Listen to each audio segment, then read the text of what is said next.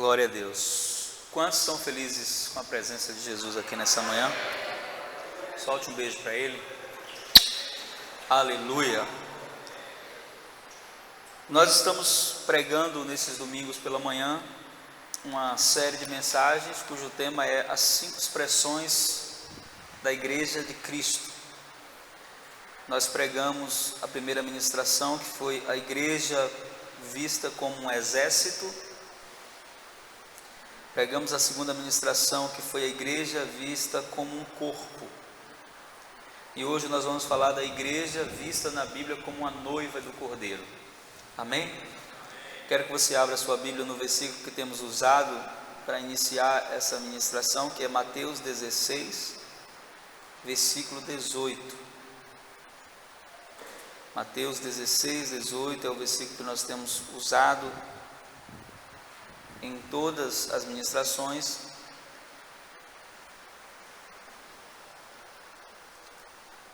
E é o que nós vamos usar nessa manhã para falar da igreja como a noiva de Cristo. Depois nós vamos ler mais alguns textos, mas esse vai ser o nosso texto inicial. Quem encontrou, diga amém. Diz assim: pois também eu te digo que tu és Pedro, e sobre esta pedra edificarei a minha igreja, e as portas do inferno não prevalecerão contra ela. Amém? Agora eu quero que você folheie sua Bíblia e vá para João capítulo 3, Evangelho de João capítulo 3.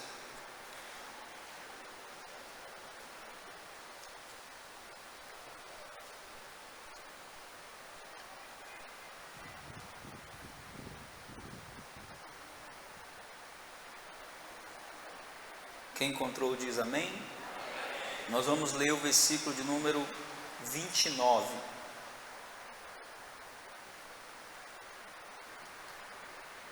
Que diz assim: aquele que tem a noiva é o noivo, mas o amigo do noivo que está presente e ouve, regozija-se muito com a voz do noivo.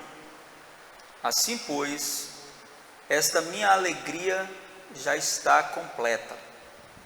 O terceiro texto que nós vamos ler é 2 aos Coríntios, capítulo 11. Segunda epístola de Paulo aos Coríntios, capítulo 11.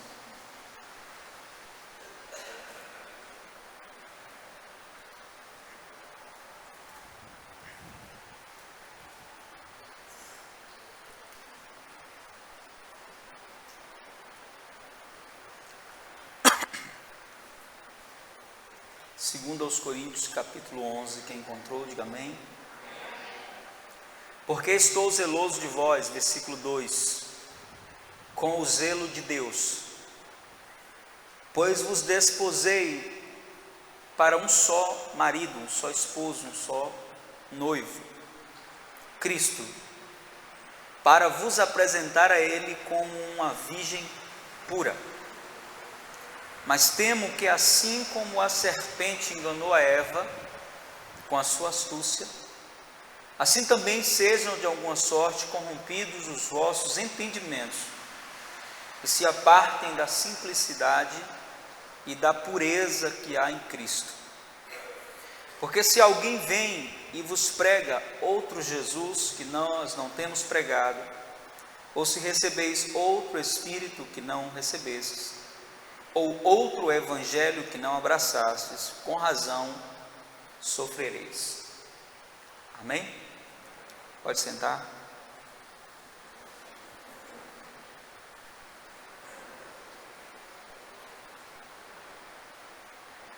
Nós temos falado sobre esse assunto, as 5 expressões da Igreja de Cristo, e a proposta que o Espírito Santo colocou no meu coração é que você, como filho de Deus, possa entender o que Deus espera de você como filho, e nós, de uma forma geral, possamos entender o que Deus espera de nós como igreja.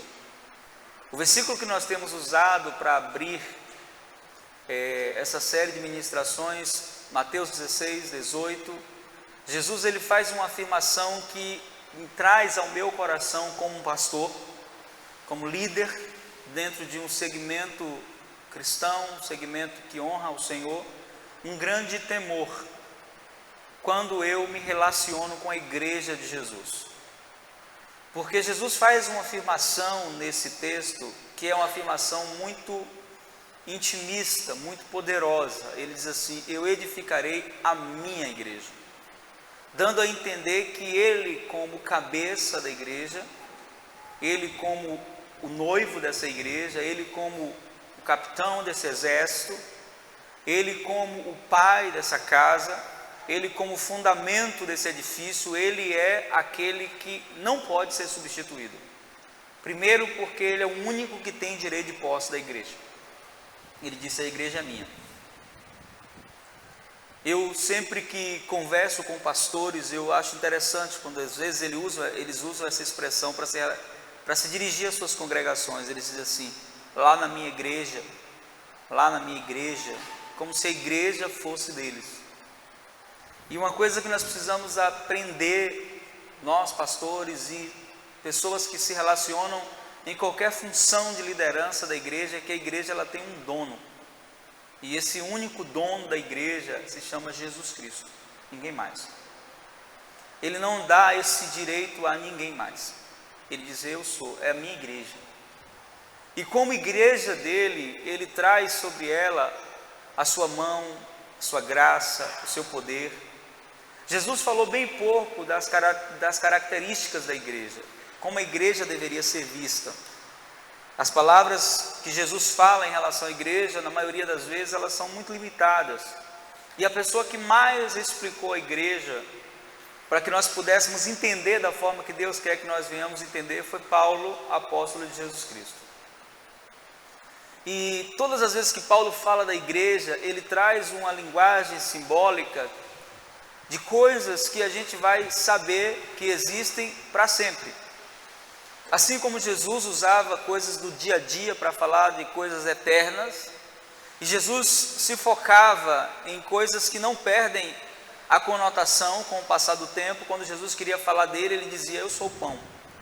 E se você perguntar em qualquer lugar do mundo o que é pão, todo mundo sabe o que é pão.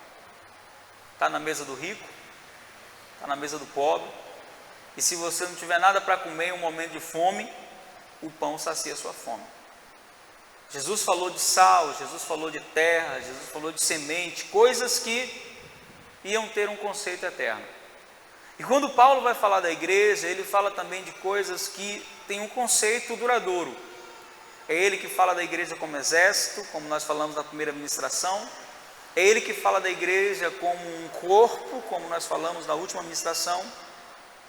E é ele que fala da igreja também como noiva, explicando essa relação que é muito mal interpretada dentro do ambiente da igreja, né? Porque alguns irmãos, talvez por não entenderem a linguagem bíblica, se você chega para ele e diz assim: você, meu irmão, é a noiva de Cristo, ele vai achar estranho você fazer essa afirmação em uma linguagem em nossos dias, onde as pessoas têm tanto problema com a sua identidade sexual. Mas a Bíblia vai dizer que Jesus tem uma noiva, e essa noiva é a igreja. A Bíblia vai afirmar isso. E a grande questão é que nós, como discípulos, filhos de Deus, nós estamos inseridos nesse contexto. E inseridos nesse contexto de ser a noiva do Cordeiro, temos uma promessa do nosso noivo querido. A promessa é que um dia ele virá para buscar essa noiva. Alguém crê nisso? Ele fez uma promessa, e essa promessa já tem um bom tempo. E quando você vai ler o livro do Apocalipse, você encontra no livro do Apocalipse um anseio no coração da noiva. E no livro do Apocalipse fica claro que essa noiva,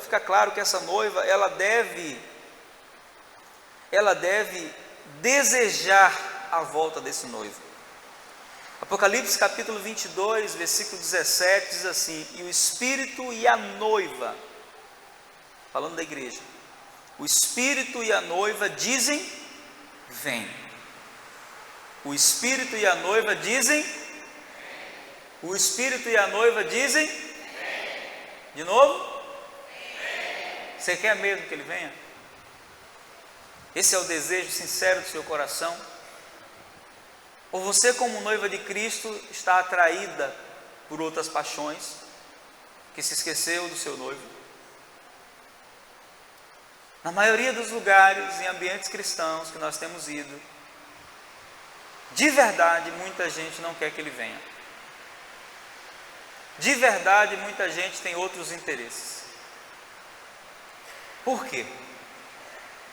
Porque antes de ser um conceito, a expressão noiva, quando Paulo usa linguagens de relacionamento para falar da igreja, ele pega relacionamentos muito próximos e muito íntimos. É interessante um texto que se associa a essa afirmação da igreja como noiva, ainda que não esteja aqui inserido no contexto que a gente está vendo, que é o texto de Mateus capítulo 7, quando Jesus diz que um dia os homens se apresentarão diante de Deus e diante dele, e ele vai dizer: apartai-vos de mim, malditos, porque eu não vos conheço. E alguns deles, em uma argumentação, vão dizer para Jesus: Senhor, em teu nome nós expulsamos demônios, em teu nome nós curamos enfermos. E Jesus novamente vai dizer: apartai-vos de mim, porque eu nunca vos conheci. E a palavra conhecer, no original, no idioma em que a Bíblia foi escrita, fala de conhecer na intimidade, fala de ter um relacionamento íntimo. E nós só vamos saber o valor que Jesus tem para nós, como noiva do Cordeiro, se nós de fato tivermos um relacionamento íntimo com Jesus. Mas não é uma paixão carnal, como a paixão que nós temos por um ser humano, porque a paixão carnal, ela deve ser alimentada diariamente, pois senão acaba, ela não dura para sempre. Ela é algo que necessita de correspondência. E o nosso relacionamento com Jesus não deve ser essa paixão carnal, esse desejo de ter um relacionamento com Jesus, talvez de uma forma tão intimista, e a gente pensa às vezes em uma intimidade carnal. Não, o relacionamento de intimidade com Deus está ligado a um despertar de um sentimento no nosso coração, que antes de tudo é movido por gratidão, por tudo que Ele já fez por nós. Amém? É o sentimento de alguém que foi resgatado porque estava perdido. É o sentimento de alguém que foi socorrido porque estava perdido, de alguém que estava morto e recebeu vida. E esse sentimento deve gerar em nosso coração um desejo de relacionamento com Jesus. E esse desejo de relacionamento tem que ser tão grande que, por mais que nós venhamos ter aqui na terra uma vida abençoada, uma família abençoada, um casamento abençoado, o desejo maior dos nossos corações deve ser: vem Jesus, eu quero a tua presença, eu quero que o Senhor venha. Os irmãos do primeiro século, eles tinham algumas saudações que refletiam esse desejo. Uma delas era a palavra Maranata, que significa: ora vem, Senhor Jesus. Então, quando eles se despediam nas suas saudações, eles saudavam-se com o ósculo santo, beijavam o rosto um do outro e diziam: paz de Cristo, a graça de Cristo seja contigo. E em seguida eles diziam: Maranata. O que eles estavam dizendo? Vamos nos encontrar novamente se Jesus não voltar. E essa expectativa de volta, de retorno, ela era algo que estava totalmente enraizada no coração da igreja, a ponto da igreja saber que ela tinha um dono, a ponto da igreja não negociar a sua intimidade, a ponto dos apóstolos escreverem e compararem o nosso relacionamento com qualquer outra coisa, com um ato de adultério, como por exemplo Tiago, no capítulo 4, versículo 4, quando ele começa a exortação, ele diz assim: adúlteros e adúlteras. Uma palavra pesada, sim ou não? E ele está falando isso com os irmãos que estavam lá no meio da igreja. Adúlteros e adúlteras, não sabeis vós que a amizade com o mundo é inimizade com Deus? Porque o Espírito diz expressadamente, Tiago falando na sua epístola, capítulo 4, o Espírito diz expressadamente que o Espírito que está em vós tem ciúme de vós. E não é um ciúme carnal, assim como não é uma paixão carnal, não é um ciúme carnal. Mas é a expressão que Paulo usou no último versículo que nós lemos, é zelo, cuidado. Porque você foi comprado pelo preço do sangue desse noivo, desse cordeiro, que morreu para te salvar. Amém? Então, quando nós começamos a pensar na igreja como noiva, nós temos que entender algumas coisas que são extremamente necessárias nessa visão da igreja. Eu falei que ia falar de 3 coisas que iriam distinguir cada expressão: identidade, missão, destino. E qual é a identidade da igreja como noiva de Cristo? E aí algumas coisas que a gente precisa ver é que Jesus, ele não vai se relacionar com uma noiva impura. Jesus não vai se relacionar com qualquer noiva. Ele vai se relacionar com uma noiva que corresponda à proposta e o convite que ele fez. E a identidade dessa noiva deve ser santidade. Repita comigo: santidade. Mais alto: santidade. E essa santidade, ela é vista não na aparência que essa noiva tem, mas na expressão de caráter que essa noiva tem. Só que para que essa noiva tenha santidade, é preciso nós entendermos de forma muito clara que as pessoas que são responsáveis, ou os que são os amigos do noivo, eles estejam despertando no coração da igreja esse desejo de santidade. O segundo texto que nós lemos, foi o segundo texto que nós lemos, João 3:29. João Batista, ele diz assim: olha, quem tem o noivo é a noiva, quem tem a noiva é o noivo. E o amigo do noivo alegra-se quando ouve dizer: eis aí o noivo. Esse texto, ele acontece em um momento em que Jesus passa, e chega a notícia até João. Os discípulos de João dizem assim: mestre, você sabia que aquele que você batizou no Jordão está batizando mais pessoas que você? E nem é ele que está batizando, na verdade quem batiza são os discípulos dele. Você sabia disso? E aí João então fala aquela fala que nós lemos. Ele diz: olha, quem tem a noiva é o noivo. O amigo do noivo, ele se alegra quando ouve dizer que o noivo chegou. E em mim, ele diz, em mim, essa alegria já se cumpriu. Importa que ele cresça e que eu diminua. O pensamento de João como profeta e a fala que ele diz, talvez ao chegar aos teus ouvidos, você que talvez não tenha o conhecimento histórico do texto, nem entende de fato o que João está dizendo. Mas eu quero explicar para você o que João estava falando, para você entender um dos maiores perigos que a noiva de Cristo corre nos nossos dias. Um dos maiores perigos que a noiva de Cristo corre nos nossos dias. Quando João diz assim: o amigo do noivo se alegra com a chegada do noivo, João estava falando de um contexto que naquela ocasião era muito comum. Como é que acontecia naquela época o relacionamento para o casamento? Quais eram os passos que seguiam até o casamento? Como funcionava da seguinte forma: o casal se conhecia, se gostava, primeiros olhares, né, toda aquela atração inicial, e quando havia o interesse de casamento, as famílias eram comunicadas. Então os pais se uniam, se juntavam, era tudo feito dentro dessa ordem, e então ele dizia: quero casar com a sua filha, então vamos estabelecer. Não existia esse processo que a gente hoje chama de namoro. Não era um processo comum nos dias de Jesus. Eles então decidiam: vocês querem se conhecer melhor, vocês vão se conhecer como amigos. E se vocês de fato tiverem interesse em casar, vocês já vão ficar noivos. Não tinha esse processo preliminar chamado de namoro. Era noivado e casamento. Então eles decidiam ficar noivos. Beleza, vamos ficar noivos. Quando é que vai casar? Daqui a um ano. Daqui a um ano? É. Então, quando mais ou menos faltava 6 meses para o casamento, acontecia algo interessante.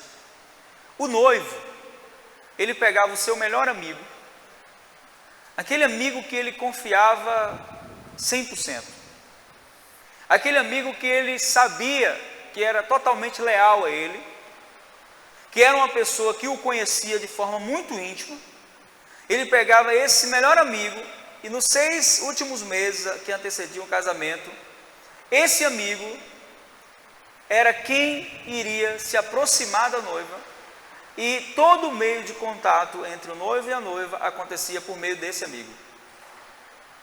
Então, durante 6 meses, nós podemos afirmar que o amigo do noivo cuidava da noiva. Imagine só que situação. Então tinha alguns riscos nessa relação. Quais eram os riscos? Primeiro risco: o amigo do noivo poderia se apaixonar pela noiva. E a paixão do amigo do noivo poderia acabar com o relacionamento dos dois. Por isso ele tinha que escolher bem. Tinha que ser alguém que ele confiasse 100%. Qual era o papel do amigo do noivo? Ele tinha que saber o que a noiva gostava e passar para o noivo. Mas antes de tudo, ele precisava ensinar para ela o que o noivo gostava, o que o noivo queria.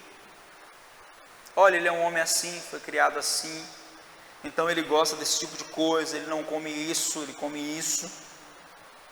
Era um seminário de 6 meses aproximadamente, em que o amigo do noivo ia preparar a noiva para o dia do casamento. Tem uma parábola na Bíblia muito interessante, que é a parábola das 10 virgens, quando conhece? E é interessante porque muita gente, quando prega essa parábola, ele fala das 10 virgens como sendo a noiva. Não é. Que homem é esse que vai casar com 10 noivas? Jesus não casaria com 10 noivas. Então a parábola das 10 virgens fala de uma cerimônia que acontecia na noite antes do casamento. Na noite antes do casamento, o noivo chegava na cidade ou no lugar onde o casamento aconteceria. E geralmente eles faziam um ato de surpresa. O noivo não dizia que hora iria chegar. E o que acontece? Quando o noivo chegasse, as amigas da noiva, que eram as 10 virgens, ela escolhia as suas 10 melhores amigas, e elas tinham que ser virgens também. Elas faziam esse cortejo. 5 ficava de um lado, 5 de outro, iluminando o caminho da noiva até o encontro do noivo. É interessante isso, porque muita gente não conhece a história acha que as 10 virgens está falando da noiva, e não está falando da noiva. Está falando das 10 amigas que cortejavam, ou faziam o caminho do cortejo até o noivo. Mas tem uma figura nessa parábola que é interessante, porque a Bíblia diz que quando o noivo chega, antes dele chegar, ouve-se uma voz que grita dizendo: lá vem o noivo! Quem dava esse grito? O amigo do noivo. Esse grito ele era um grito de alerta, para que as virgens se preparassem e saíssem para encontrar o noivo e levá-lo até a noiva. Contexto histórico da cultura judaica. E o que isso tem a ver conosco hoje, pastor? O que isso tem a ver com a nossa realidade hoje de igreja como noiva? É simples. Se essa realidade se aplica à igreja nos nossos dias, onde é que se encaixa aí o amigo do noivo? Quem seria hoje o amigo do noivo? Sabemos que a noiva é a igreja, sabemos que o noivo é Cristo, mas a pergunta é: quem seriam os amigos do noivo?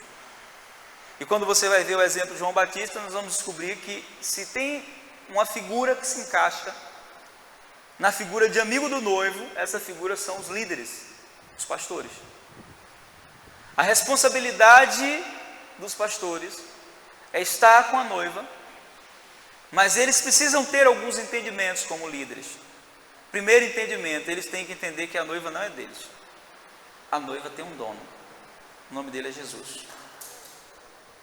Segundo entendimento, ele não pode ser seduzido por essa noiva, se apaixonar por essa noiva. Ele não pode se apaixonar por essa noiva, ser seduzido por essa noiva. Essa noiva já tem um noivo. Amém? Mas você sabe qual tem sido um dos maiores erros dos pastores da nossa geração? Um dos maiores erros das lideranças dos nossos dias? Os pastores dos nossos dias, a maioria deles, tem cometido os dois pecados de Davi. Os dois pecados principais de Davi. Claro, ele cometeu vários, mas teve dois que ofendeu diretamente a Deus. Um foi o censo e o outro foi o adultério. São os pecados que os pastores mais têm cometido nos nossos dias. Eu não estou falando de adultério físico somente. O adultério que eu quero focar nessa manhã é adultério espiritual. E o que é que o senhor chama de adultério espiritual, pastor? Já já você vai entender. Tem pecado com o censo. O que é o censo? Davi um dia quis contar o seu exército. E ele então pensou: eu devo ter um exército muito numeroso. Manda contar. E a Bíblia diz que isso irritou Deus, a tal ponto de Deus enviar um anjo da morte para matar muita gente. Porque Davi estava querendo tirar a glória das vitórias daquele que é o Senhor dos Exércitos e atribuir aos seus soldados. E Deus ficou irritado. O que seria esse pecado hoje no meio dos pastores da nossa geração? É simples. Eu falei aqui na primeira ministração que quando um crente se conhece, inevitavelmente a segunda pergunta que ele faz é: qual a igreja que você congrega? E eu respondi, dizendo que geralmente eu respondo a mesma que a sua. Não, irmão da Assembleia, não, eu sou da mesma igreja que você. Jesus só tem uma, não tem duas, só tem uma igreja. Mas quando os pastores se conhecem na nossa geração, é mais ou menos assim: se apresentam, e ao longo da conversa, uma das perguntas que não vai faltar é a seguinte pergunta: quantas pessoas tem na sua igreja? E dependendo da resposta, um pastor julga se o outro é ungido ou não, se o outro é um homem de Deus ou não. Se você disser: na minha igreja tem 20 pessoas, ixi, isso aí tem unção não? 20 pessoas? Porque hoje a preocupação não é se as pessoas estão sendo transformadas, a preocupação é encher auditórios. E Jesus não está interessado em encher auditório de perdidos. Jesus quer crescimento, mas Ele quer qualidade. E crescimento com qualidade é a pessoa sendo transformada pelo poder do Evangelho. Crescimento com qualidade não é venha como tu estás e fique como tu queres. É venha como você está, mas já que chegou, vai ter que passar pela porta, e a porta é arrependimento. Arrependei-vos, porque é chegado o reino de Deus.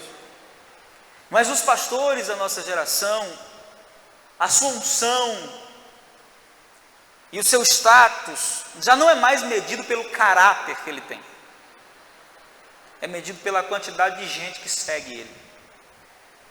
Se aquele homem não fosse um homem de Deus, não tinha uma multidão seguindo ele. Ah, é? Hitler tinha uma multidão muito maior seguindo ele. Multidão seguindo homens não é sinal de que Deus está no negócio. O sinal é quando há uma geração sendo transformada pelo poder do Evangelho. As pessoas chegam de uma forma e o Evangelho constrange elas pelo poder do Espírito. Elas são transformadas e as suas vidas são mudadas. Isso é transformação. Não é um auditório cheio. Mas os pastores hoje gostam de falar: minha igreja tem... E mentem, viu? Mentem muito. Pensa numa coisa que o pastor mente quando vai falar da quantidade de gente da sua igreja. Eu digo isso porque eu visito várias igrejas, irmão. Todo final de semana eu estou em uma diferente. E às vezes eu pergunto, não porque eu quero saber o tamanho da igreja, mas pela quantidade de material que a gente vai levar. Para a gente não levar muita coisa. Senhor pastor, sua igreja tem mais ou menos aproximadamente quantas pessoas? E aí, é raro alguém que seja humilde e diga, Senhor pastor, nossa igreja não tem muita gente. Não, sempre diz, pastor, tem tantas pessoas. Quando você chega lá, você vê que não é bem verdade aquilo. Primeiro, porque muitos contam o público que vem no domingo como sendo a igreja. Você sabia que tem muita gente que vem no domingo que nunca foi igreja? É visitante, gosta do evangelho, mas não tem uma aliança com Cristo de verdade. E eu sempre digo para os pastores, a igreja que você tem não é aquela que vem aos domingos. A igreja que você tem é aquela que quando você chama, eles estão presentes, seja domingo, segunda, terça, quarta, quinta, qualquer dia, porque crente que é crente não tem esse dia é do Senhor, aquele outro dia é do Senhor, não. Todo dia é dia do Senhor. Amém? Mas é um dos pecados que os pastores têm cometido, esse senso de querer mostrar, a quantidade, como se cuidar de poucas pessoas não fosse valoroso. Para Jesus, uma alma só vale muito. Só que tem gente que não quer, acha que é pouco. Esse é um dos pecados. E o segundo pecado que os pastores mais cometem na nossa geração, e esse pecado afeta diretamente vocês que estão sentados aí, como noiva, é o pecado que eu chamo de adultério espiritual. Como é que esse pecado afeta vocês? O amigo do noivo, ele tinha que ter mais relacionamento com o noivo do que com a noiva. Por isso ele não é chamado amigo da noiva. Ele é chamado amigo de quem? De quem? Por que será? Porque ele deveria ter mais relacionamento com o noivo do que com a noiva. Mas você sabe qual é o pecado dos pastores, das lideranças da nossa geração, dos nossos dias? É que eles se apaixonaram pela noiva e se esqueceram do noivo. Hoje tudo que se faz na igreja é feito pensando na noiva. Será que a igreja vai gostar? Será que isso a igreja vai gostar? Não é se a igreja vai gostar, é se o noivo vai aprovar o que está sendo feito. Mas sabe por que isso tem acontecido? Porque os pastores eles conseguem ficar 1, 2, 3 horas, um dia com a noiva, mas muitos pastores já não conseguem mais ficar 1 hora na presença do noivo orando. Não conseguem. Eles conseguem ficar envolvidos com a noiva o dia inteiro, correndo para lá, correndo para cá, e tudo que é feito pensando na noiva. Mas nada disso tem valor quando o noivo não é o centro, porque ele é o centro, Jesus é o centro. E quando nós entendemos isso, queridos, nós temos que pensar que isso nos afeta de forma geral, porque o culto é para quem? O culto é para quem? É para o noivo ou para a noiva? Vamos lá, igreja? O culto é para quem? Para o noivo, não é para o noivo? Mas a maioria dos nossos cultos não é para o noivo. A maioria dos nossos cultos é para a noiva. É pensando o que você vai receber, o que você vai ganhar em troca, porque Deus vai te abençoar por isso, por aquilo. E eu não estou dizendo que Deus não nos abençoa, porque Ele já nos abençoou com toda sorte de bênção em Cristo, amém? Mas eu estou falando que a centralidade do nosso culto não pode ser eu nem você, nem o pastor que está vindo aí. Olha, vai ter um pastor que está vindo aí, e às vezes você tem que anunciar aqui que está vindo alguém diferente. Mas a gente não pode vir porque alguém diferente está vindo. A gente tem que vir por um único motivo. Jesus, o noivo, disse: onde estiverem 2 ou mais reunidos em meu nome, eu estou presente. E se Ele está presente, o culto vai ser sempre bênção, porque Ele é o noivo amado. O grande problema é que nós igreja, nós temos sustentado os cafetões da noiva. Aqueles que usam a noiva de Cristo como prostituta, que cobram cachês intensos para ir nas igrejas pregar, e quando não lhe pagam o que eles cobram, eles não vêm. Cafetões, prostitutos, homens que usam a noiva para ganhar dinheiro, que fazem da noiva uma meretriz, que olham para a noiva e eles não pensam em gente, eles pensam em dinheiro por cabeça. E um dia Jesus vai voltar. E quando Ele voltar, vai ter um acerto de contas muito sério. E nós, como noiva, nós não podemos nos render a essas seduções desses dias. E aí um dos últimos versículos que nós lemos, segundo aos Coríntios 11, Paulo diz assim: eu tenho muito medo, eu estou muito preocupado, que assim como a serpente enganou a Eva, vocês também sejam enganados, e vocês tenham os seus entendimentos corrompidos, e vocês sejam seduzidos, e vocês se apartem da simplicidade que há em Cristo. Diga para o seu irmão: Jesus é muito simples. Uma das características principais de Jesus, ele era uma pessoa simples. Jesus não gostava de ostentação. Jesus era tão simples que no dia que foram prendê-lo, Judas teve que beijar ele para identificar quem era ele, porque ele era tão igual aos outros que não dava para conhecer só no olhar. Tinha que dar um código, tem que identificar. Por quê? Porque ele era simples como seus discípulos. Mas uma das coisas que mais tem faltado nos nossos dias é simplicidade dentro da igreja. Nós vivemos a geração da igreja de Laodiceia, a igreja que Jesus fica batendo na porta do lado de fora, dizendo: eis que eu estou à porta e bato. Esse versículo que a gente usa para evangelizar nunca foi para evangelizar. Jesus está agora batendo na porta do seu coração. Não, leia o texto direito, Apocalipse 3. Jesus estava batendo na porta da igreja que havia colocado ele para fora. A igreja que dizia assim: rico sou, não tenho falta de nada. Então a igreja já tinha tudo, não precisava mais de Jesus. Não tem sido muito diferente nos nossos dias. Foi assim que o cristianismo veio ao pó na Europa. E hoje você vai à Europa, aos lugares dos grandes avivamentos, e você chega em igrejas que foram centros de avivamento, e elas hoje são, sabe o quê? Boates para a realização de ravens. Você chega em lugares aonde o fogo de Deus caiu e são prostíbulos. Tem toda a estrutura ainda de igreja, mas são prostíbulos. O que aconteceu com aquilo? Houve um momento em que o noivo deixou de ser o centro e a noiva começou a ser o centro. E o que aconteceu? O noivo se retirou. E todas as vezes que o noivo se retira, e ele não se retira porque ele quer ir, ele se retira porque nós fechamos a porta na cara dele. Quando é que fechamos a porta na cara do noivo? Quando nós valorizamos mais as nossas programações do que os nossos relacionamentos. Quando nós valorizamos mais o quanto pode entrar de oferta no nosso culto do que o que Deus pode fazer na vida das pessoas. O noivo vai sendo colocado para fora aos poucos e a noiva vai ganhando a cena. E não só a noiva, os amigos do noivo começam a ter um relacionamento impróprio. Um relacionamento que nunca deveria ter com a noiva, porque a noiva tem um noivo. O nosso papel como pastores, líderes, é instruir você a dedicar a sua vida a Cristo e exclusivamente a Ele. Amém? Não podemos de forma alguma querer que o seu relacionamento com Deus seja sustentado na minha fé. O papel de todo líder é ensinar as pessoas como caminhar com seus próprios pés. Amém?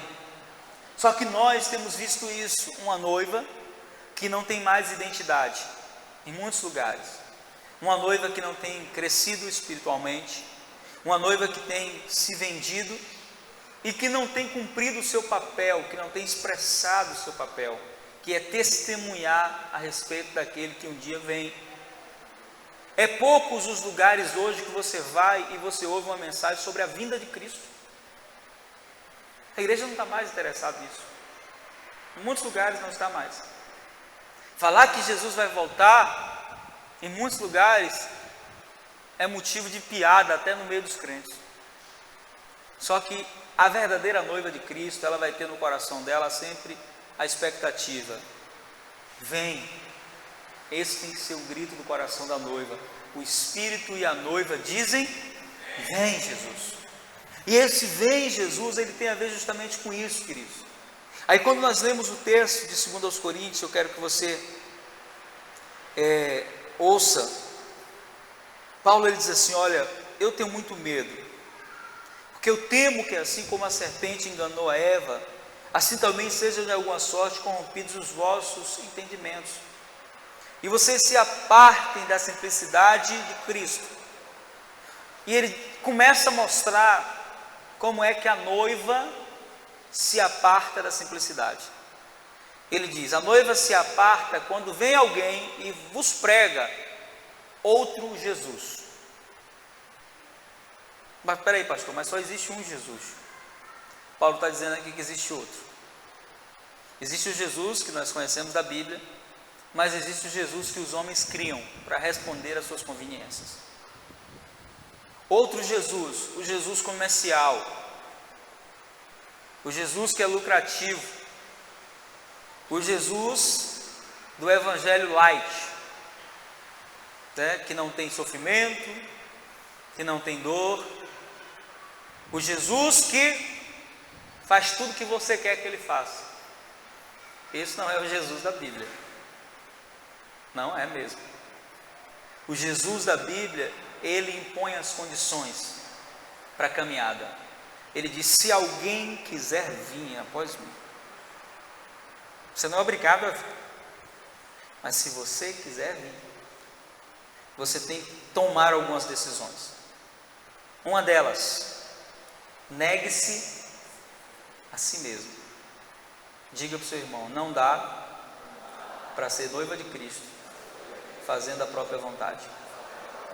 Ele não quer essa noiva. Se alguém quiser vir após mim, negue-se a si mesmo. O que é negar a si mesmo, pastor? É perdoar quando você é ofendido, quando alguém fala mal de você, quando alguém te difama, e você, sem dificuldade, porque você entende que o perdão é um mandamento, perdoa. Negar-se a si mesmo é abrir mão da razão por amor ao reino. Se tem uma coisa que está levando um monte de gente para o inferno, é a razão. O inferno está cheio de gente com razão. Gente que diz assim: eu tenho razão, por isso eu não peço perdão. Vai morrer, vai para o inferno com a razão. Não quer negar a si mesmo. Ele diz: se alguém quiser vir após mim, negue-se a si mesmo. Jesus está dizendo assim: se você quiser ter um relacionamento comigo, de noivo e noiva, tem que ser do meu jeito. Se você não quiser, você é livre também. Mas se quiser, tem que ser do meu jeito. Negue-se a si mesmo. Segunda coisa: tome a sua cruz. E eu gosto do comentário que Thompson faz quando ele diz: diariamente. Tome a sua cruz. Quantas vezes? Quantos dias da semana eu tenho que tomar a cruz? O que é tomar a cruz? É entender que o caminhar do Evangelho é um caminho paradoxal. É um caminho de morte que gera vida. Amém? Então tomar a cruz todo dia é aprender a renunciar todo dia. Se quiser caminhar com Ele, se quiser ter um relacionamento com Ele, tem que saber isso. E a terceira coisa que ele diz, ele assim: negue-se a si mesmo, tome a sua cruz, e ele diz assim: siga-me. Ele diz o quê? Siga-me. Pergunta para o seu irmão assim: você está seguindo a quem? Está seguindo o pastor? Cuidado, ele pode cair e tu vai junto. Está seguindo a quem você? Pastor Santos, eu sigo o senhor, só serve no Twitter. Pode me seguir no Twitter, no Facebook, está liberado. Mas na vida espiritual, eu também estou seguindo alguém. Eu não sou o guia desse caminho, o guia desse caminho se chama Espírito Santo. Eu também estou seguindo alguém. Seguir Jesus é andar nos passos que ele andou. Seguir Jesus é trilhar a caminhada que ele trilhou. O nosso grande problema, e deixa eu falar isso para você ter muita clareza no seu coração, você noiva do Cordeiro, você só vai ter frustração na vida espiritual se você estiver seguindo a homens. Porque se você seguir o noivo, você nunca se frustrará. Eu acho interessante pessoas que se afastaram do Evangelho. E você vai perguntar para ela assim: por que você saiu da igreja, irmão? Assim, pastor, porque o irmão da igreja, eu fui fazer isso e ele falou isso comigo. Eu fui fazer aquilo e ele falou aquilo comigo. Aí eu pergunto assim: e Jesus, o noivo, fez o que com você? Não, Jesus não fez nada, né? Mas, peraí, que negócio é esse? Como é que abandona Jesus por causa do erro dos outros? Quantos são casados aqui? Imagine você aí casado, casamento abençoado. Aí lá no seu emprego, o seu patrão lhe humilha. Aí você chega em casa: eu quero o divórcio. Mas por que, meu bem, você quer o divórcio? Porque o patrão me maltratou hoje, eu quero o divórcio. Sim, mas eu não fiz nada com você. Sim, mas o patrão me maltratou, eu quero o divórcio. Essa pessoa no mínimo é doida. Ela abriu mão de um relacionamento estável por causa de uma circunstância que aconteceu. É o que mais a gente vê hoje na igreja. Acontece uma coisa, só não vou sair da igreja. Você não vai sair da igreja. Essa expressão nem existe na boca de quem sabe com quem está andando.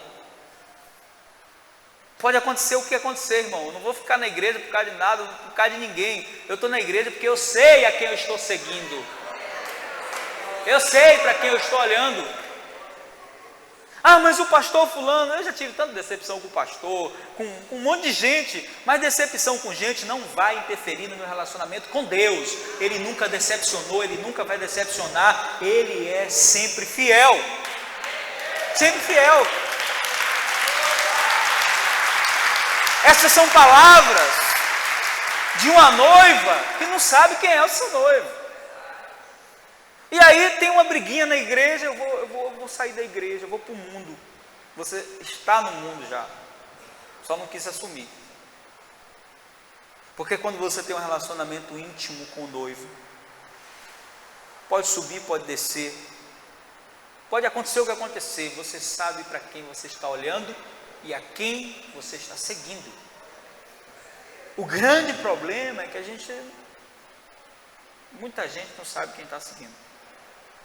Aí está seguindo igrejas, está seguindo denominações, está seguindo as estrelas do Evangelho. E os homens, eles são apenas referência, eles falham. Todo homem falha, irmão. Todo homem. Nenhum pastor é perfeito, nenhum líder é perfeito.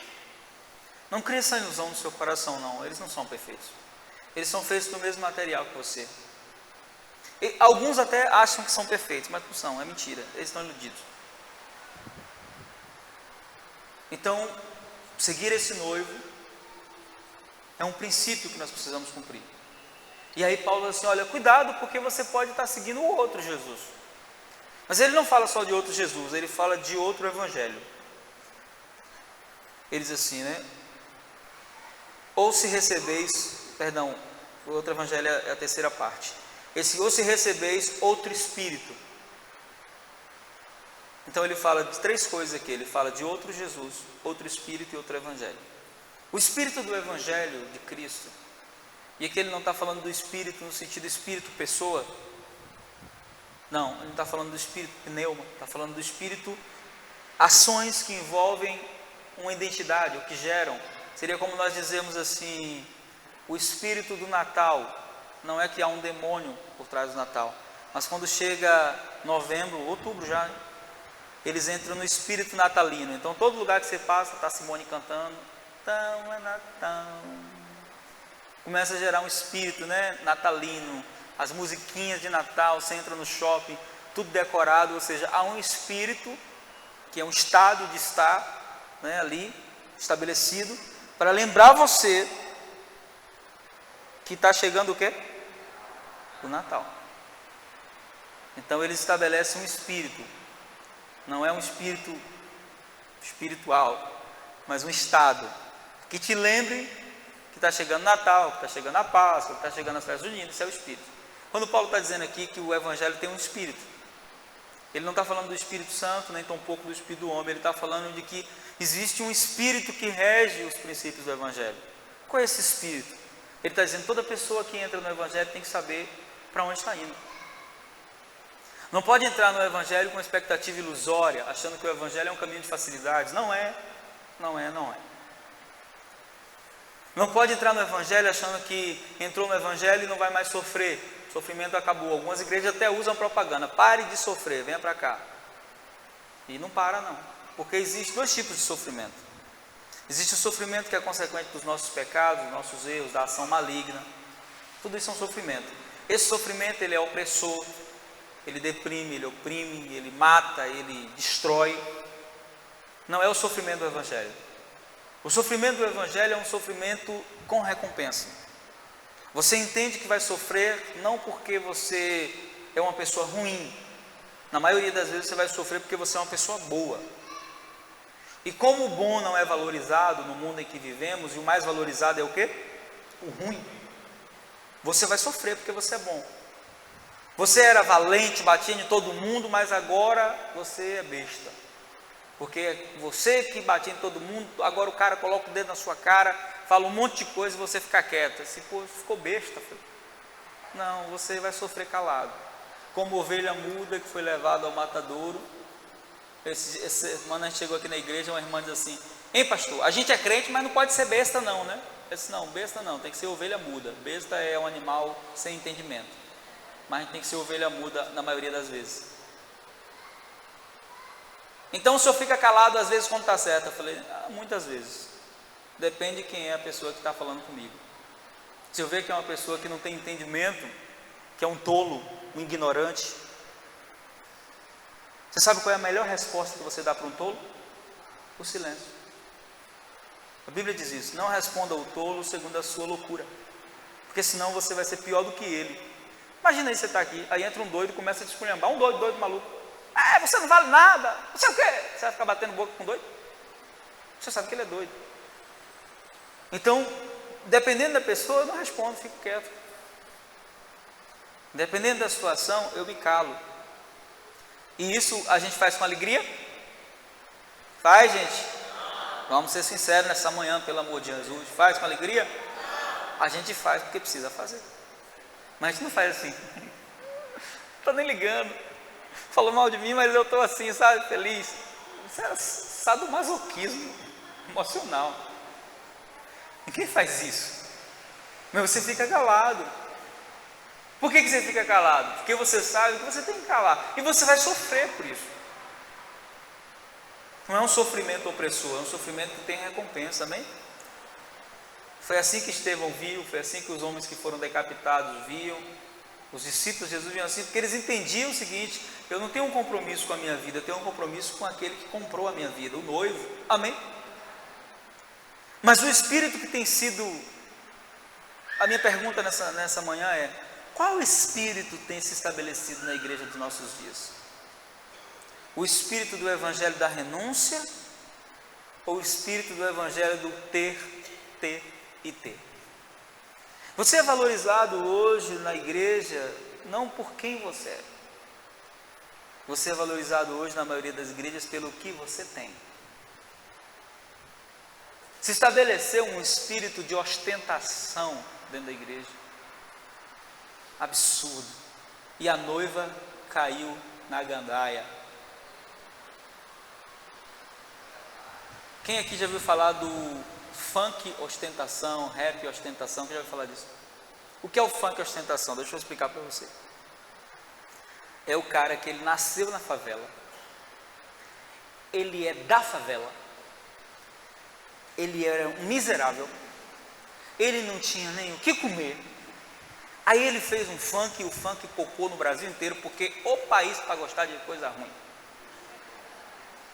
E o cara teve milhões de acesso no YouTube, e da noite para o dia ele ficou milionário. Aí sabe o que ele faz? Ele não ajuda a comunidade dele.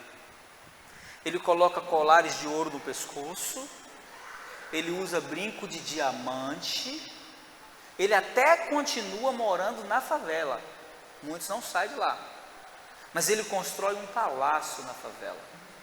Na geladeira dele tem as melhores comidas, e nas casas do lado, pessoas morrendo de fome. Mas ele tira foto, né? Tal, faz poses. mostrando, né, que agora ele está rico, ostentando. Aí ele, numa noite, ele gasta o dinheiro que dava para alimentar os vizinhos dele tudo. E ele acha que aquilo ali é o certo. Não tem sido diferente no Evangelho, não. Um espírito de ostentação no Evangelho. A pessoa começa a ter coisas e ela hoje usa isso, na maioria das vezes, para humilhar o irmão que não tem. Então não é todo mundo que anda com ela, com ele. Quem vai andar com ele? Quem é do nível dele. Ele não vai andar com o irmão da igreja que é pobrezinho, porque o irmão é pobrezinho. E o pior, além de não andar, ele não está nem aí para o irmão que é pobrezinho. O importante é ele ter o carro do ano, trocar de casa todo ano, fazer um monte de coisa todo ano. Só que a pergunta é, quando morrer, não vai levar nada. E esse espírito de ostentação, ele tem entrado na igreja, irmão. Pessoas que estão aqui, ó, sentado do lado do irmão, e as comidas estão estragando em casa, e o irmão que está sentado do lado está passando fome. Pessoas que estão aqui dentro da igreja, sentado, e o guarda-roupa dele já não cabe mais de roupa. E ele chega na igreja e vê o irmão com a roupa rasgada, ou às vezes com o sapato rasgado, mas isso não incomoda ele. O importante é que ele já tem. E se o irmão não tem? Porque não tem fé. Se tivesse fé, não estaria na miséria. Espírito de ostentação no meio da noiva do Cordeiro. E nós precisamos abrir mão disso. Por quê? Porque até o que Deus me dá, Ele me dá com um propósito. Sabe qual é o propósito das coisas que Deus te dá? É você abençoar pessoas. É você ser canal de bênção na vida de outras pessoas. É você ser instrumento de bênção na vida de outras pessoas. Esse é o propósito. E aí ele diz assim: ou se recebeis outro evangelho. Que evangelho? O evangelho que tem sido pregado nos nossos dias, na maioria dos lugares, não gera uma noiva, gera uma prostituta. Uma igreja que se relaciona com Jesus, não pelo que Ele é, mas pelo que Ele pode dar. Isso é prostituição, esse tipo de relacionamento. Nenhum marido aqui iria gostar de ter esse tipo de relacionamento. Nenhuma esposa aqui iria gostar de ter esse tipo de relacionamento, onde só funcionasse as coisas íntimas quando houvesse um presente. Então, se Jesus me deu o que eu esperava, eu vou para a igreja todo dia, eu adoro a Jesus, eu vou fazer tudo. Mas se Jesus não me deu, eu vou ficar em casa porque eu estou deprimido, porque Deus não está me abençoando. Resultado do evangelho que a gente tem ouvido hoje, o evangelho que tem gerado não uma noiva santa, mas uma prostituta que tem mais o espírito de Dadá. Quando você vai falar do espírito de Dadá? Sanguessuga, a sanguessuga está lá em Provérbios. A sanguessuga tem algumas filhas, uma delas se chama Dadá. Me dá, me dá, me dá, me dá, me dá, me dá, me dá. Só querem ter, só querem ter, só querem ter. Mas isso é resultado do evangelho que a gente tem. Aí sabe o que Paulo fala no final? Ele diz: se vocês estiverem tendo um relacionamento com outro Jesus, com outro Espírito e recebendo outro evangelho, vocês vão sofrer com razão. Ou seja, o que ele está dizendo? Vocês vão merecer sofrer. E ele não está falando do sofrimento proveitoso, como eu falei. Ele está falando do sofrimento opressor. Porque o seu papel como noiva de Cristo é entender que no dia que ele escolheu a noiva, a escolha foi dele, amém? E na escolha dele, tudo que você precisa já está com ele. Na verdade, querido, você só precisa do noivo. Se você tem um noivo, você tem tudo. Sabe por quê? Que a Bíblia diz: em Cristo. Em quem? Em quem? Não é no pastor, não é na igreja, é em Cristo estão escondidos todos os tesouros e riquezas espirituais que você precisa. Amém? Então nessa manhã eu quero pedir a você, como Paulo diz, né, em Romanos 12, ele dizia: irmãos, eu rogo-vos, eu vos peço, que não vos conformeis com esse século, mas transformai-vos pela renovação da vossa mente. Romanos 12, 1. Eu quero pedir para você hoje, como ministro do Senhor, noiva do Cordeiro, coloque seus olhos no noivo. Não coloque seus olhos em homens. Não coloque seus olhos nas propostas ilusórias que os homens trazem. Coloque os seus olhos no noivo, naquele que não falha, naquele que não decepciona, naquele que quando você estiver fraco não vai virar as costas para você, naquele que quando você cair vai te levantar, porque ele comprou você com o sangue dele, naquele que quando vê você pensando em sair, ele vai dizer: ei, eu tenho uma aliança com você, volte. Eu peço a vocês em nome de Jesus, olhe para o noivo, amem a sua vinda, sonhem com isso, mais do que você sonha com casamento, mais do que você sonha em ver os seus netos, mais do que você sonha com a casa própria, mais do que você sonha com receber algo, sonhe com o noivo, com a vinda dele. Ame isso, viva a sua vida entendendo que andar com Jesus é a melhor escolha que você já fez na sua vida. Não desfaça o seu relacionamento com o noivo por causa de picuinhas dentro da igreja, por causa que fulano falou algo, ciclano falou algo. Você tem que ouvir o que o noivo diz à igreja, não o que fulano ou beltrano está dizendo. Nós precisamos ter essa consciência. Nós não somos qualquer um, nós somos a noiva do Cordeiro. Você não é qualquer um. Não importa onde você nasceu, não importa como você veio ao mundo, você foi escolhido por Ele. Isso é importante. Se tem alguma coisa que tem importância nesse relacionamento, é entender que quem escolheu foi Ele. Foi Ele que escolheu.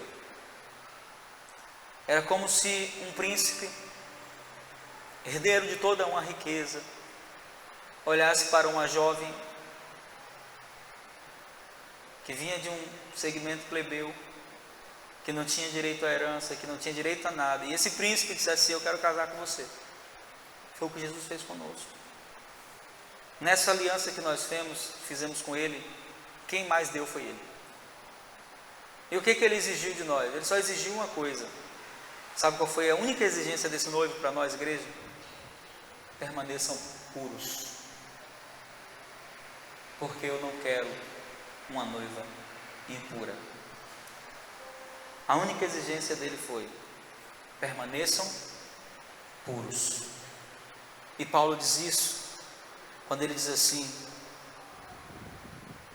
que vocês não se apartem da simplicidade e da pureza que há em Cristo Jesus. E sabe o que é que o diabo vai usar para apartar a noiva da pureza? O diabo não vai usar quem está lá fora.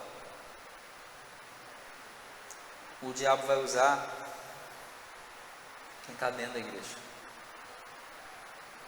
E na maioria das vezes, o diabo vai usar aqueles que estão na frente, que deveriam ter a responsabilidade de cuidar da noiva e se apaixonaram por ela, que olham para a noiva hoje e a veem como fonte de lucro, que olham para a noiva hoje e a veem como trabalho. Eu não trabalho para a igreja, eu trabalho para o Rei dos Reis. Meu relacionamento com a igreja não pode ser um relacionamento de respostas financeiras. Meu relacionamento com a igreja tem que ser um relacionamento de gratidão ao meu Deus. Mas vai existir homens que vão se disfarçar de amigos do noivo, ou até vão começar como amigos do noivo, mas na caminhada eles vão se apaixonar tanto pela noiva que eles vão virar as costas para o noivo. Eu conheci muita gente boa, irmão, muitos pastores, que no começo eram homens de Deus. Eu conheci muita gente assim, e que hoje, quando eu olho para eles, alguns são amigos meus, eu digo para eles assim: onde foi que você se perdeu? Lembra, pois, onde caíste, e volta à prática das primeiras obras. Porque se você não voltar, sabe o que você vai se tornar? O que está aqui no versículo que a gente vai usar para terminar. Versículo 13 de 2 Coríntios 11, Paulo diz assim: pois os tais são falsos apóstolos. Esqueça aqui o termo apóstolo e coloque aí tudo que diz respeito à liderança. São falsos pastores, são falsos obreiros. Aí ele diz obreiros fraudulentos. Sabe o que quer dizer fraudulento? Aqueles que causam fraude, ou que defraudam as pessoas. Tem muita gente defraudada dentro da igreja, porque chegou no estado em que os pastores perceberam o domínio que eles tinham e começaram a usar isso para manipular a pessoa, para tirar dinheiro, para ganhar vantagens. Isso é ser fraudulento.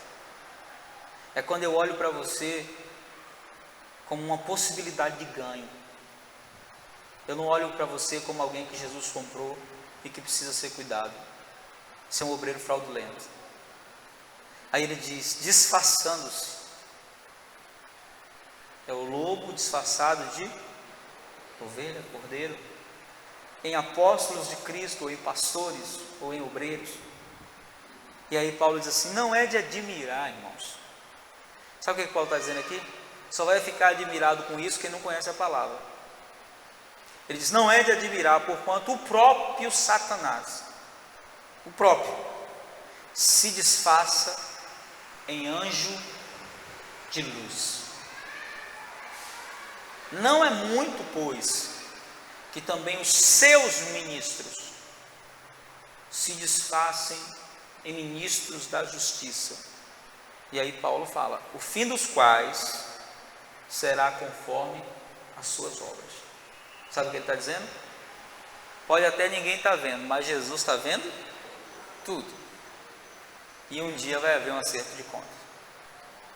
Então eu quero terminar exortando você, noiva do Cordeiro, a que você viva para Ele, amém? Que o seu culto seja para Ele, que a sua devoção seja para Ele. Sabe por quê? Dele, por Ele e para Ele são todas as coisas. A Ele, pois, glória eternamente, pelos séculos dos séculos, porque só Ele é digno de toda honra, de toda glória, de todo louvor. Por quê? Porque foi Ele quem morreu por essa noiva.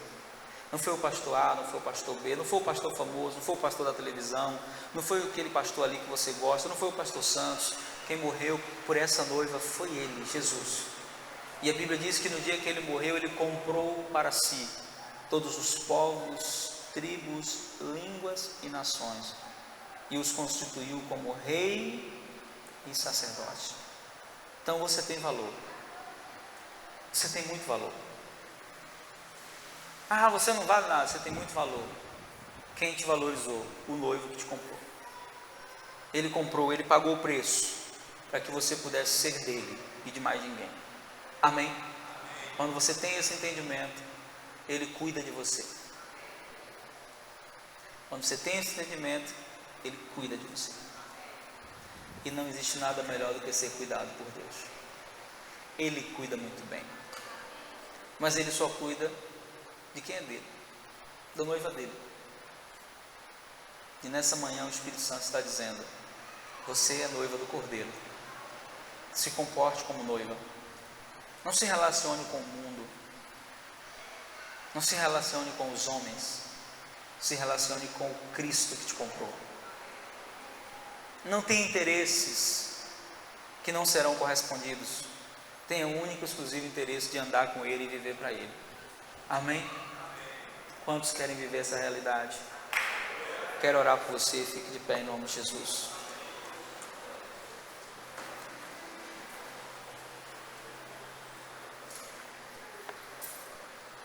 Pai, obrigado. Obrigado porque nessa manhã Teu Espírito falou conosco. Senhor, nós não queremos ter o coração endurecido a ponto de ouvir Tua voz e não reconhecê-la.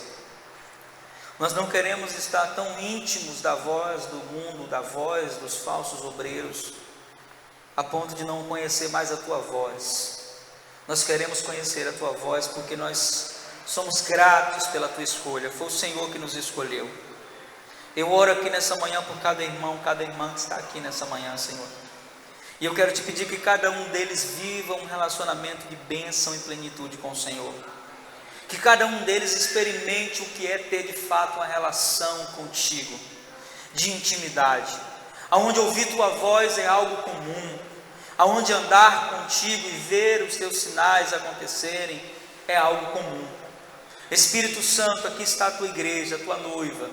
Eu quero te pedir, desperta em nosso coração, acende em nosso coração o fogo do amor por ti, pela intimidade contigo, por meio da oração, pelo relacionamento contigo, por meio, Senhor, de uma entrega verdadeira, aonde nós não venhamos somente vir às reuniões, mas nós possamos ser a tua noiva onde estivermos, que nós possamos te honrar, que nós possamos honrar a tua palavra, em nome de Jesus, porque nós não queremos viver uma vida errada.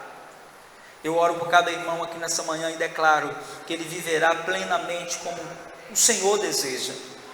E se esse irmão aqui, essa irmã foi manchado, Senhor, por alguma situação, circunstância, que o teu Espírito agora possa arrancar do coração todo sentimento errado, e que os olhos do Senhor nessa manhã possam contemplar o coração arrependido nesse lugar e mudando de atitude para glorificar aquele que é digno, aquele que é santo, aquele que é poderoso. Obrigado, Jesus, porque foi o Senhor que nos escolheu. O Senhor mesmo diz na tua palavra: não foste vós que me escolheste a mim, mas eu escolhi a vós. E nós somos gratos por essa escolha, e nós queremos dizer nessa manhã: vem, noivo, Maranata. O Espírito e a noiva dizem vem, e nós dizemos nessa manhã: vem, Jesus. Nós queremos a tua presença mais do que qualquer outra coisa. Vem, Jesus. Nós queremos o teu amor mais do que qualquer coisa. Vem, Jesus, nós queremos te conhecer mais do que qualquer coisa. Vem, Jesus, nós queremos te encontrar mais do que qualquer coisa. Vem todos os dias, todas as manhãs, desperta-nos todas as manhãs. Nós queremos acordar ouvindo a tua voz, nós queremos dormir ouvindo a tua voz. Nós dizemos essa manhã: vem, Jesus, vem, nós te queremos.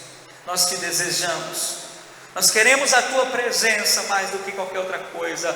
Vem, Jesus, nós queremos mais de ti. Vem, Jesus, nós queremos ver a tua face. Vem, Jesus, nós queremos te conhecer melhor. Vem, Jesus, nós não queremos outra coisa a não ser a tua presença. Vem, Jesus, e enche os nossos corações de amor por ti. Vem, Jesus, e nos encontre aqui nessa manhã. Nós queremos dizer que nós amamos a tua presença, Jesus. Nós amamos a tua presença, Jesus. Vem, Jesus, e enche o nosso coração de amor por ti. Vem, Jesus, e desperta aqueles que estão adormecidos, porque foram envolvidos no sono da indolência. Vem, Jesus, e resgata aqueles que foram feridos por homens. Vem, Jesus, e nos coloque no lugar que o Senhor quer. Nós amamos tua presença, e nessa manhã nós dizemos: vem, Jesus, vem, vem, Jesus. Obrigado pela tua presença nessa manhã, Pai. Nós bendizemos o teu nome e dizemos para ti: Maranata, ora vem, Senhor Jesus. Você pode dar um aplauso a ele essa manhã. Aleluia, glória a Deus, aleluia. Bendito seja o nome do Senhor.